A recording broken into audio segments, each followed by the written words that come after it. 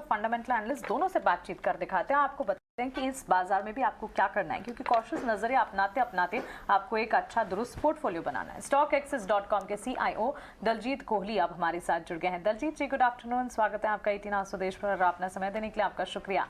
Markets को अगर देखें, ऑफ कोर्स हफ्ते की शुरुआत काफी अच्छी होती हुई दिखी, 3 दिन तेजी दिखाने के बाद इनफैक्ट फ्राइडे सेशन से ही एक अप मूव्स नजर आने लगे थे, लेकिन आज जो है रेंज बाउंड सेशन नजर आ रहा है। मार्केट की चाल को ओवरऑल आप कैसे देख रहे हैं? Good afternoon. हमें लगता है कि मार्केट अभी काफी इनडिसाइसिव स्टेज में है, और ये आज का नहीं, ये पिछले 6-8 महीने से समझिए। जब हमने अक्टूबर में एक पीक बनाया तो हमने एक एनालिसिस किया था कि पिछले 8 महीने में अगर हम मार्केट का मूव देखें तो हमें समझ में आएगा कि हर बार पीक से बॉटम, बॉटम से पीक जाने में अगर 1000 पॉइंट का एक बार फॉल आया तो अगला पुल बैक 1000 पॉइंट का ही आया।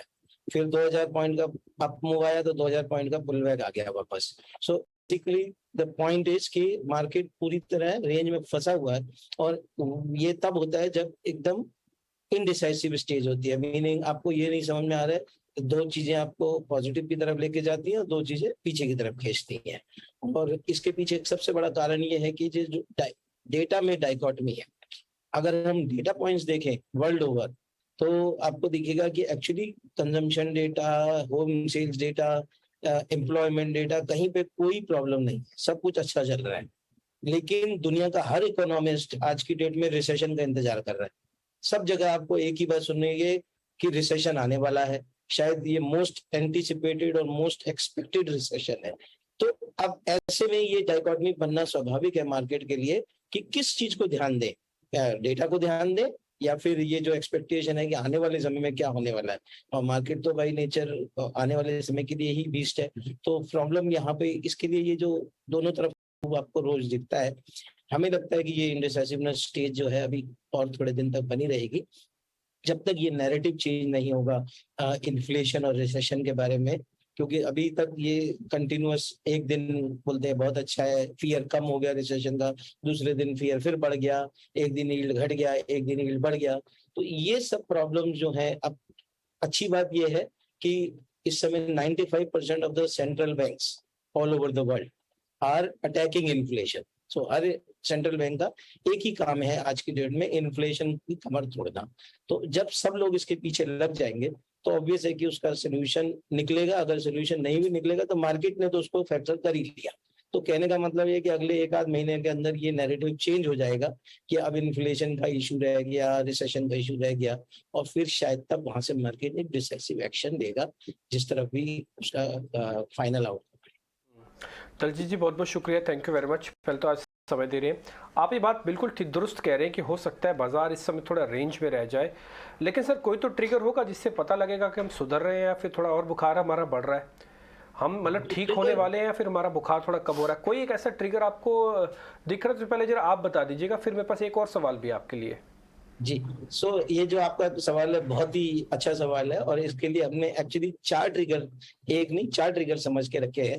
पहला ट्रिगर ये है कि जैसे हमने बोला कि इन्फ्लेशन का जो इंटरनल्स है, देखिए एक तो बेस इफेक्ट की वजह से इन्फ्लेशन ऑटोमेटिकली यूएस में और इंडिया में अगले 2-3 महीने में वैसे भी कम होना शुरू हो जाएगा क्योंकि बेस इफेक्ट आ जाएगा। लेकिन फिर भी इंटरनल्स जो है वो आपको बताएंगे कि ये फूड इन्फ्लेशन कम हो रहा है, फ्यूल का कम हो रहा है, क्या चीज इसमें जो उसके कंपोनेंट्स है उनका ट्रेजेक्टरी डाउनवर्ड्स। ऑब्वियसली हम ये नहीं बोल रहे कि 8% इन्फ्लेशन सडनली 2% हो जाएगा। 8.6 है वो 8.5 होएगा, 8.3 होएगा, 8 होएगा, ऐसे करके ही करेगा, बट ट्रेजेक्टरी डाउनवर्ड शुरू हो जाएगी। वो ट्रिगर, पहला ट्रिगर मार्केट को मिलेगा। दूसरा ट्रिगर एक या बड़ा ट्रिगर हो सकता है, ये जो कॉन्फ्लिक्ट चल रही है इसमें रशिया और यूक्रेन की जो कॉन्फ्लिक्ट, यहाँ से कोई पॉजिटिव न्यूज फ्लो किसी तरीके का आए कि भाई, तो उससे क्या होगा कि क्रूड के जो प्राइसेस हैं, एनर्जी के जो प्राइसेस है वर्ल्ड वाइड, जो अभी 30-40 का बढ़ गए हैं, वो सब में एक सडन कूल ऑफ आएगा और वो भी एक इन्फ्लेशन को बड़ा बेनिफिट पहुंचाएगा। तो वो एक क्लू हमको मिलेगा। तीसरा क्लू होगा कि अगर जैसे हमने बात की अभी कि डाइकोटमी है डेटा में, कंजम्पशन डेटा अच्छा आ रहा है लेकिन सब लोग रिसेशन एक्सपेक्ट कर रहे हैं, अभी ये डेटा भी कम आना शुरू हो जाए तो क्या होगा कि सेंट्रल बैंक को समझ में आएगा कि हमारे खाली बोलने और जो पिछला 2-3 बार जो भी रेट बढ़ाए हैं उसका इफेक्ट एक्चुअली में दिखने लग गया है। तो अगर हमारी ग्रोथ ऑटोमेटिकली डिसेलरेट करना शुरू हो गई है तो फिर क्या होगा कि उनको और अग्रेसिव होने की जरूरत नहीं है। तो वो क्या सोच बोलेंगे कि जितना अभी हॉकिश है उतना हॉकिश नहीं रहेगा। ये एक हमको क्लू वहां से मिलेगा कि हो सकता है, जैसा अभी कुछ लोगों ने कल ट्वीट में भी डाला है बहुत सारी जगह, कि फेड का जो है ये पुट ऑप्शन कहते हैं ना, कि फेड कभी वापस लेना शुरू कर दे, भाई ठीक है बस हमने जितना करना था कर दिया और अब उसका जो इफेक्ट है वो हमको इकोनॉमी में दिख रहा है, रिसेशन हो गया, डीग्रोथ हो गया, तो अब और ज्यादा एग्रेसिव होने की जरूरत नहीं। तो वो एक क्लू अगेन मार्केट को हमें सुधरने की तरफ, ये चार जो ये जो है वो मार्केट को ऊपर की तरफ लेके जाएंगी, और यही अगर और डिटोरेट होंगी तो ऑब्वियसली हम और फर्दर नीचे जा सकते हैं। दलजीत जी, बहुत ही अच्छी तरह से आपने ये सिनेरियो समझाए, लेकिन अभी भी ये पॉसिबिलिटीज़ ही हैं, ये सिनेरियोज ही हैं। बाजार तो हर छोटी छोटी खबर पे एक नी जर्क रिएक्शन दे रहा है। थोड़ा सा भी इन्फ्लेशनरी प्रेशर ईज आउट, अगर किस तरह से अनएम्प्लॉयमेंट डेटा बढ़िया आता है या बेटर आता है, सुधरता है, होम सेल्स डेटा सुधरता है यूएस में, तो बाजार आपको एक नी जर्क रिएक्शन देता है और इंडियन मार्केट्स भी उसी तरह की एक चाल दिखा रहे हैं। लेकिन एक व्यू जो और निकल कर आ रहा है वो ये भी है कि अब बाजार इस चीज़ को भी स्टडी कर रहा है कि इन्फ्लेशनरी प्रेशर रहेगा कब तक। इस सेंट्रल बैंक्स को कदम उठाने हैं, वो तो उठाने ही है, लेकिन एक व्यू निकल कर आ रहा है कि अगस्त एंड तक शायद इन्फ्लेशनरी प्रेशर थोड़ा सा पीक आउट हो सकता है, क्योंकि आप ये अज्यूम करके चल रहे हैं कि लास्ट क्वार्टर या फिर इस लास्ट क्वार्टर और मैक्सिमम इस क्वार्टर तक ही आपको इन्फ्लेशनरी प्रेशर देखने को मिलेगा, तो अगस्त एंड तक में भी इन्फ्लेशन जो है कूल ऑफ हो सकता है। क्या आप कोई ऐसा व्यू बना रहे हैं? जी हाँ, हमने अभी कहा ना कि अगले 1-2 महीने में बेस इफेक्ट की वजह से ही इन्फ्लेशन नंबर कम होना शुरू होगा, बट इन्फ्लेशन नंबर कम होना इज नॉट सफिशिएंट। उसके साथ साथ उसका इंटरनल देखना भी जरूरी है कि वो किस वजह से कम हो रहा है और उसमें क्या क्या कंपोनेंट्स का क्या कंट्रीब्यूशन है। तो मार्केट उस पर भी काफी ध्यान देगा कि ये किस तरीके से ये कम हो रहा है, उसकी ट्रेजेक्टरी क्या है, उसकी बेसिस पे आगे का रुझान बनेगा और ये एक्सपेक्टेशन बनेगी कि सेंट्रल बैंक्स कैसा रिएक्शन करते हैं। एक चीज ये, दूसरी चीज हमें ये समझनी है कि इन्फ्लेशन का जो असर कॉर्पोरेट अर्निंग्स पे आएगा वो अगले 2 क्वार्टर में आएगा। तो अभी तक वो क्वार्टर में पिछले Q4 तक नहीं आया है, क्योंकि हम सबके पास या तो इन्वेंट्री थी और थोड़ा बहुत प्राइस पास ऑन करने के बाद वो मैनेज हो गया। तो अब जो जून के क्वार्टर नंबर्स आएंगे और उसमें काफी इम्पैक्ट नजर आएगा हमको एनर्जी कॉस्ट का भी, प्लस रॉ मटेरियल कॉस्ट बढ़ने का, जो इन्वेंट्री गेन्स नहीं है, और सितंबर क्वार्टर में पूरा असर हो रहा है। तो इसके लिए भी इम्पोर्टेंट है ये जानना कि इन्फ्लेशन कहाँ कहाँ कम हुआ और किस तरीके से उसकी ट्रेजेक्टरी पर। बिल्कुल दलजीत, अब सेक्टर्स की तरफ बढ़ते हैं और आपका नज़रिया वहाँ पर जानते हैं। ऑटोमोबाइल स्पेस से शुरुआत करूंगी, क्योंकि ऑटोमोबाइल स्पेस में एक लंबा फेज ऑफ डाउनफॉल हमने देखा और उसके बाद ये चढ़ते हुए दिखे। शुरुआत कहाँ से हुई?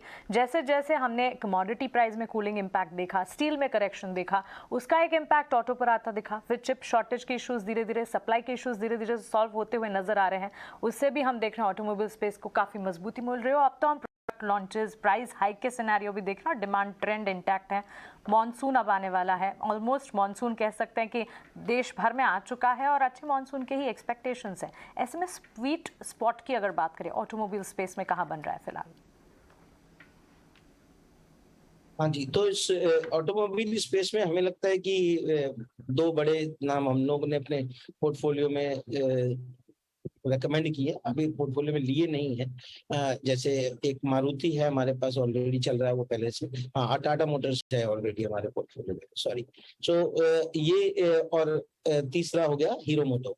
तो ये 4 व्हीलर, कमर्शियल व्हीकल और 2 व्हीलर, तीनों सेगमेंट में एक एक अगर हमको चूज करना है तो हम लीडर के साथ जा रहे हैं। और ऑटो एंसिलरी में भी काफी अच्छा रुझान देखने को मिलेगा, तो वहां पर आप देख सकते हैं मिंडा इंडस्ट्रीज वगैरह को, जहां जो अक्रॉस द सेगमेंट्स अवेलेबल है।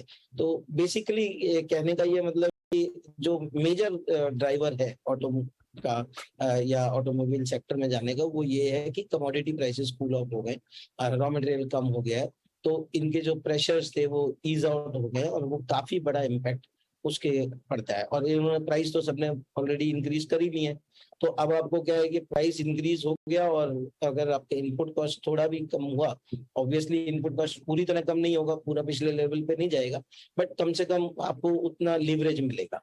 तो वो फायदा ये ऑटो स्टॉक्स को मिलेगा। और वैल्यूएशन वाइज ऑटो स्टॉक्स काफी कंफर्टेबल है। तो आई थिंक कोई भी ऐसा स्टॉक नहीं है ऑटो में जो अनाप शनाप वैल्यूएशन पे मिल रहा है, तो इसके लिए भी आपको वहां पर कंफर्ट जोन।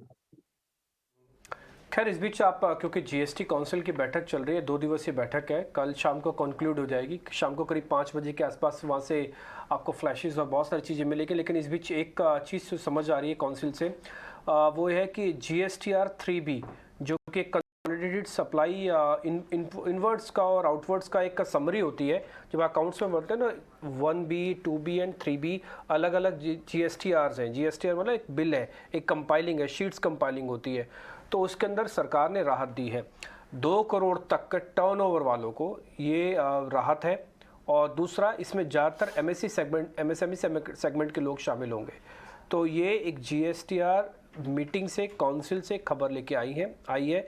हालांकि ये अकाउंटिंग प्रोसीजर के हिसाब से ज़्यादा है कि आपका काम कम हो जाएगा, आपका अकाउंटिंग प्रोसीजर कम हो जाएगा, बट रेट्स को लेकर ऐसा कुछ बात नहीं है इसके अंदर, ना ही किसी तरह का कोई और रिलीफ है। हाँ, वैसे ये रिलीफ दिया है कि अगर आपका टर्नओवर 2 करोड़ तक का तो आपके पास रिलीफ आएगा इसकी फाइलिंग को लेकर, जो कि इनवर्ड सप्लाई और आउटवर्ड सप्लाईज को लेकर है, जो कि GSTR 3B फॉर्म के अंदर से जुड़ा हुआ होता है।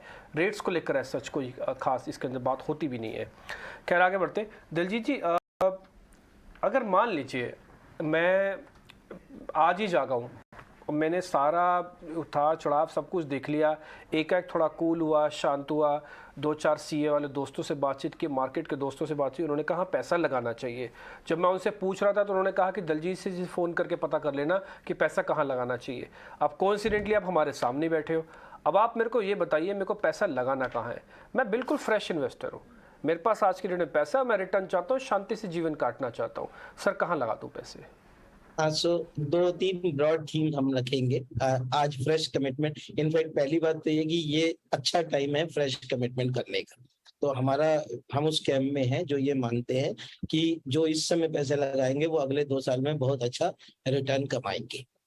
जो इनके पास एग्जिस्टिंग है उनके लिए स्ट्रेटजी अलग है, लेकिन जो फ्रेश कमिटमेंट की आपने बात की, क्योंकि बॉटम किसी को नहीं पता कब बनेगा और कहाँ बनेगा, लेकिन ये good time to start nibbling, start करना चाहिए।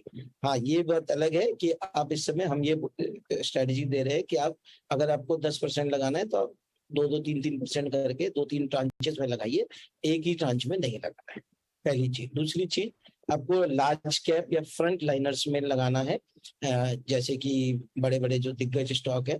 क्योंकि अगर हमने एक स्टडी अभी पिछले 5-7 दिन पहले की थी तो अक्रॉस द तीनों मार्केट कैप कितने परसेंट स्टॉक 20% से या 50% के बीच में पीक से गिरे हुए हैं। तो आप देखेंगे कि सभी सेगमेंट्स में काफी बड़ी मात्रा में, लगभग आधी से ज्यादा मार्केट 20 से 50% फॉल में आ गई है। तो लार्ज कैप में अगर हम बात करें तो आपको देखेंगे IT एक अच्छा सेगमेंट है जहां 30-40% फॉल आ गया है, तो वहां पर आपको अच्छे मौके मिल जाएंगे।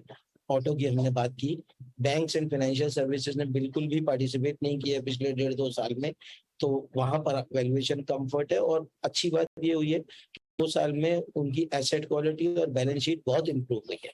तो पब्लिक सेक्टर बैंक को नहीं छू रहे हैं, सिर्फ उसमें एक SBI है हमारे पोर्टफोलियो में, बट प्राइवेट सेक्टर बैंक में HDFC बैंक और ICICI बैंक हमारे प्रेफर्ड पिक्स हैं। NBFCs में चोला फाइनेंस है, और चोला फाइनेंस और ये मुथूट फाइनेंस, ये 2 हमारे NBFC में प्रेफर्ड पिक्स हैं।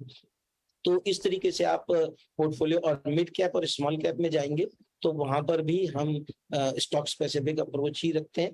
और मेन जो जैसे हमने बताया कि सेक्टर वाइज जा रहे हैं तो BFSI, ऑटो और लार्ज फ्रंट लाइनर्स, ये मेन अभी है। स्मॉल कैप में अभी हमने कल ही एक अपने पोर्टफोलियो में स्टॉक ऐड किया है, हाइकल। हम लोग एग्रोकेमिकल स्पेस और ये सब जो स्पेशलिटी केमिकल स्पेस है इसमें भी काफी बुलिश है। पहले हमने बहुत सारा उसमें काम किया हुआ है। अब भी आज की डेट में एस्टेक और हाइकल हमारे पास पोर्टफोलियोज में है। हाइकल कल ही ऐड किया है बिकॉज उनके जो इश्यूज थे प्लांट के वो रिजॉल्व हो गए और स्टॉक 9-10 टाइम्स FY24 की वैल्यूएशन पे मिल रहा है। तो एज एक क्रैम्स्ड प्लेयर जहां पर बहुत स्पेशलिटी वर्क होता है, गाबापेंटीन और थियोबेंडाजोल के वर्ल्ड वाइड प्लेयर्स हैं, तो ऐसी कंपनी को अगर आप 9-10 टाइम मल्टीपल पे लेते हैं तो आपका रिस्क रिवॉर्ड काफी फेवरेबल होता है। एक डिस्क्लोजर दे दूं, हमने बहुत सारे स्टॉक्स की बात की। ये सभी स्टॉक रिकमेंडेड है, हमारे क्लाइंट्स के पास हो सकते हैं, मेरी पर्सनल होल्डिंग किसी में भी नहीं। आपने बहुत बढ़िया किया सर, आपने हाथों हाथ डिस्क्लोजर दे रही, तो मैं यही सवाल आपसे पूछ रहा चाहता, कोई डिस्क्लोजर कंप्लायंस का इशू है तो आप बता देना, वैसे कोई दिक्कत नहीं। बहुत बहुत शुक्रिया दलजीत जी, थैंक यू वेरी मच।